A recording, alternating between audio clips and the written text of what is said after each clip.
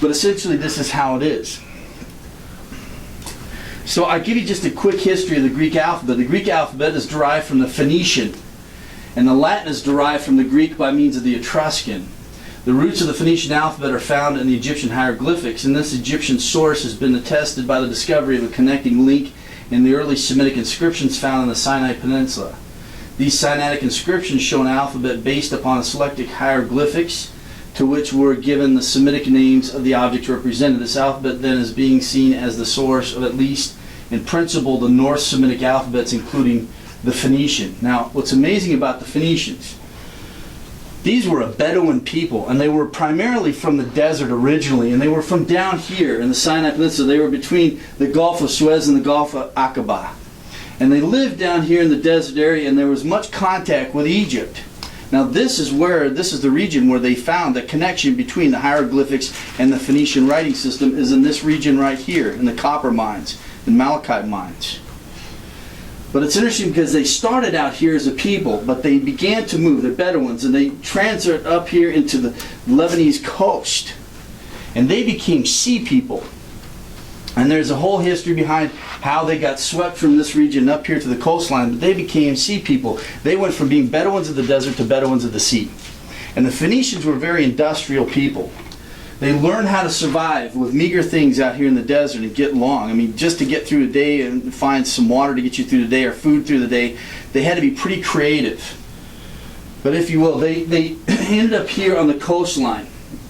And because they were such an industrious people, once they learned how to navigate the sea, they learned how to make ships, and influenced by other people, northerners that came down and swept them up and brought them up to the coastline, but they learned how to master the sea. So when we find the majority of the time now is on the ocean. And they went everywhere. They went everywhere. They were into import and export. That's what they were about. They went all over the place. And even other nations, when they went to conquer other lands, whenever they got there, they found Phoenicians already there. They were that industrial. And it's interesting because wherever they went, they set up these sort of outposts, and they were just trading posts. And it wasn't, when you had a conquering country, if they wanted to go lay claim to another territory, they'd bring, they'd build this huge building, and oftentimes palace, they'd have their dignitaries, whatever, living in it, and that would be their representative on that land. They weren't concerned with that. It was all about trade. So they went everywhere, and wherever they went, they took their alphabet. And so what they did was they got this alphabet from the Egyptians, and they converted it into, and they started using it to communicate their speech system, if you will.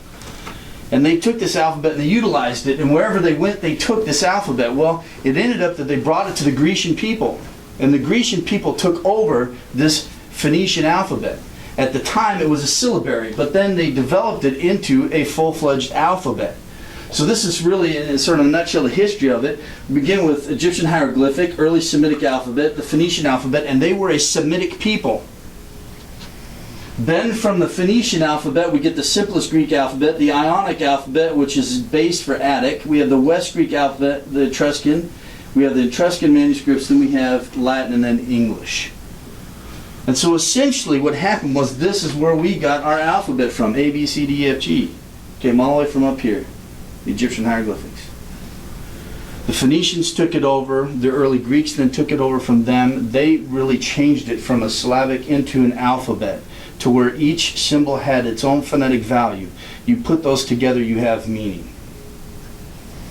And then from there it got passed to Latin and then to us. Now over time there was addition of letters, subtraction of letters. Give you an example. This is interesting. Because the Greeks don't like S sounds, so in Hebrew, Semitic alphabet, we have this symbol here. And this symbol can be used for two different letters. It can be used for an SH if you have the dot right here. It's a sheen. If you have the dot over here, like this, it was the S sound, seen. Now the Greeks... Left is to send. Yeah. Left is to send, right is to shine. These are things that we figure out to learn language. So this is the symbol. So what happened was the Greeks, they needed a long O symbol. Okay? And so what they did was they borrowed the symbol, but they don't use it to represent an S sound. They use to represent a long O sound, omega. Even we learn the Greek alphabet, tau. That's the Hebrew letter, tau. So even some of the names that we have in the Greek alphabet came all the way back from the Semitic alphabet. But that's originally where it developed from. So from syllabic to alphabetic. Tacitus writes about this in the end of the 1st century AD. He writes, the Egyptians first represented concepts by means of animal figures. These oldest monuments of human memory may still be seen engraved in stone. They claim to be the inventors of writing. From the Phoenicians are said to have brought the script to Greece because they ruled the seas and they received the credit for inventing what they only took over. Borrowed it from the Egyptians, they refined it for what they needed it for, but wherever they went, they took their alphabet with them. The Grecians took it over, which is fascinating. So the Greeks take it over, they use it as their alphabet for their language, they refine it. Well, it's going to be interesting later that when Alexander the Great comes down into the land, he's going to come down along the Lebanese coast and he's going to sack Tyre. Tyre was a Phoenician city. Tyre and Sidon were. They were sea people. Now their place was off, right in the water. Little island unto themselves, and they thought there's no way that Alexander could do anything about it. All he wanted to do was come into the city and offer up a sacrifice to his God. That's all he wanted to do. But they refused him of it. And they figured there's no way he can come and do anything about it. And earlier on, Nebuchadnezzar couldn't do anything about their location when they tried to attack. And so they figured, hey, and he had a bigger army than Alexander did. So they're thinking, there's no way that Alexander could do anything about it. So Alexander was so incensed by it that he took the rubble from the old Tyre that was on Terminal Farm, that was on the land. He took all the old debris and he made a bridge, went all the way across and destroyed it. Thousands of Phoenician men were hung on crosses along the coastline. 30,000 women and children were sold as slaves.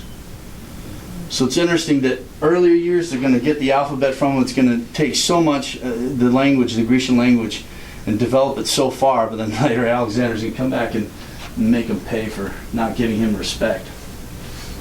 But there was a link between the Phoenician alphabet and hieroglyphics that wasn't found. But in 1904 and 1905, an archaeologist, Flinders Petrie, he found inscriptions in the copper and malachite mines in Sinai, which deciphered later by Sir Alan Gardner. And he made the connection between the Egyptian and the Phoenician. There was enough preserved there by the sovereignty of God that he made this discovery. And so it found that the Phoenician 22-syllable system and the 24-syllable system of the Egyptians were based on the same hieroglyphs. Now again, both of these were syllable systems. It was the Greeks that refined it into an alphabetic system, and from then comes our alphabet. The other thing that's interesting is this is the Semitic names for the letters of the alphabet. This is the Phoenician alphabet, and because it was Semitic, it was written from right to left. So when we teach Hebrew, that's what we do, teach it from right to left, which is fun, because I have a Bible that's got the Hebrew Old Testament, Greek New Testament. Sometimes I get mixed up in which direction I'm supposed to turn to find something.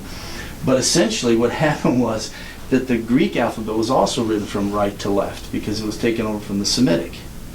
Then there was a period in the history of the language where we called it the Bastrufade, which what they did was it was called turning of the ox. And so what they did was they would write from right to left on the first line, drop down, go from left to right. Next line, down and down and down and down, and eventually they started just going from left to right. And that is what we have in the New Testament, was all from left to right. The other thing that's interesting about this, we'll learn in Greek class, is that not only to take over the writing system, Hebrew is a triliteral root system. So basically all the Hebrew vocabulary is based on 3 root letters. You can add prefixes, suffixes, and infixes to change the significance of those 3 root letters. Greek is the same way. Most people don't know that. Historically, though, we can see that, and I'll show you that happens. Once you realize that, there's all these words you start to discover, and you realize I don't even have to memorize as many words as I think I have to. You can start making those words and determining what those roots are. In the development of language, then, we talk about syntax. We start putting these written words together and spoken words together. We have the isolating tongues like Chinese, Burmese, and others have no inflection. They have no case, number, tense, person, mood, or voice. It depends on position of the sentence and tone of voice for clear communication. And I think sometimes what makes Chinese so difficult for people to grasp, especially for the Western mindset.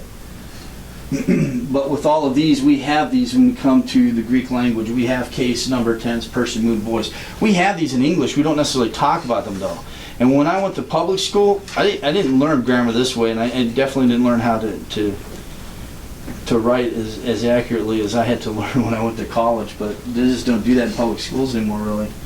The other form is the agglutinative. Agglutinative tongues, like Hungarian Turkish, are various separable prefixes and infixes and suffixes to express relations of words to each other.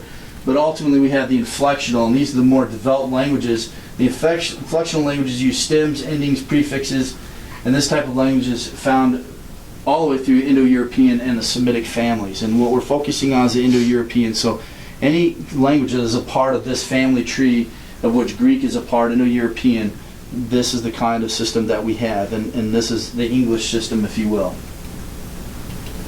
So that takes us to the next step, the divisions of Indo-European family. This is just a quick history of the language. Sometimes we don't realize just who we're related to, right? It's nice to discover family members. I enjoy that about God's family, discovering new family members, right? You meet a new believer somewhere else and you never met before, and you realize, hey, this is someone who's a part of the family. Well, language is a part of a family, and there is an interrelatedness to it. And so therefore we can talk about studying language comparatively. We can look at other, if you will, languages within that family, and there's a lot of similarities. Indic is the earliest form of Indic, and this is the Vedic text, the oldest of the, which is the Rig Veda. And this is a collection of hymns dating back to about 1000 BC. What's amazing about these texts, religious texts, hymns, there were the Brahmins, if you will, the priests. And in order to maintain the purity of these hymns, not only to be understood but to be sung properly, they wrote grammars to go with them to preserve the text. That helps us in linguistics, and it helps us to understand how the language works. And then when we come to comparative linguistics, we can see how Sanskrit works as opposed to Greek and so on, and the different relationships of those within the same family. And so from this belongs Sanskrit, known extremely helpful to studying Greek, words, forms, and alphabet. We will appeal to Sanskrit in Greek class often. I do this when we talk about the alphabet. Because when we learn the English alphabet, we just learn that little rhyme, A, B, C, D, and we have little songs to go with it. And so sometimes people learn the Greek alphabet that way. But we reteach the alphabet. We learn it from the standpoint of comparative linguistics. When we look at Sanskrit, we classify it differently. We do it by point of articulation, flow of breath, the vocal cords, whether they vibrate or don't vibrate. So when we come to the Greek alphabet, there's a lot of similarities. And we don't teach it from a Western mindset. These are alveolar. Some will refer to them as dentals or linguals. They're neither, because our tongue doesn't touch our teeth when we pronounce them. It touches that alveolar ridge. And even when people teach this right here, we say theta. Theta. So it's usually taught it's an interdental, which means that when you say it, you put your tongue between the two rows of your teeth. Theta, theta. But you know that in the time of Christ, it wasn't even pronounced that way. Th. It was a tau, this letter, with an aspiration, a hard H sound. Ta-ha, ta-ha. So if we say the word hot house, okay, that's how they would say this letter. It wasn't th, it was ta-ha. So I reteach you the alphabet, and I teach it this way, and how it's historically pronounced. Why? Because there are going to be changes that happen in words. When you start putting letters next to each other, it changes them. And it makes a difference in understanding the word and being able to interpret and parse and so on. And seriously, because I was watching my kids the other night, we were reading the Bible together. And so all my kids take a turn reading. And so Shane, who was the third up from the bottom, and Tristan. So Tristan's older than Shay, and they're sitting together, and he says, well, Dad, why don't let Shay read, and then I'll help him if he has trouble. So they're sitting there, and Shay's doing pretty well, but he might get to a point where he's trying to sign a word out and he can't figure it out.